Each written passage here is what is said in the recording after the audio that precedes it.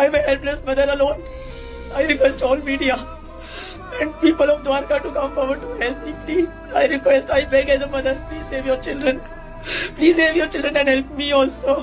Please come forward. இந்த அம்மாவுடைய கண்ணீருக்கு காரணம் ஒரு 17 வயசு பையன், அவன் கிட்ட லைசன்ஸ் கூட கிடையாது. அவன் ரீல்ஸ் எடுக்கிறதுக்காக காரை வேகமா ஓட்டிட்டு போய் இந்த அம்மாவுடைய பையனை இடிச்சு அவர் இறந்தே போயிட்டாரு. பிப்ரவரி 3 டெல்லி துவாரகால ஒரு 17 வயசு பையன் ஸ்கார்பியோ காரை ஓட்டிட்டு வந்திருக்கான். அவன் கிட்ட லைசன்ஸும் கிடையாது, காரை ஓட்டுறதுக்கான வயசும் கிடையாது. ஆனா அந்த பையன் காரை வேகமா ஓட்டிட்டு ரீல்ஸ் எடுத்துட்டு வந்துட்டு இருந்திருக்கான். அப்போ எதிர்க்க பைக்ல வந்த 23 வயசான சகில இடிச்சு அவர் ஸ்பாட்ல இறந்து போறாரு. இப்படி ஒரு 17 வயசு பையன் காரை ஓட்டிட்டு போய் ஆக்சிடென்ட் பண்ணி ஒருத்தரை கொன்னு இருக்கான். ஆனா அவனுக்கு என்ன தெரியுமா தண்டனை கொடுத்திருக்காங்க? பெயில் கொடுத்து வச்சிருக்காங்க. இவன் பணக்காரன்ற ஒரே ஒரு காரணத்துக்காக இவனுக்கு பெயில கொடுத்திருக்காங்க.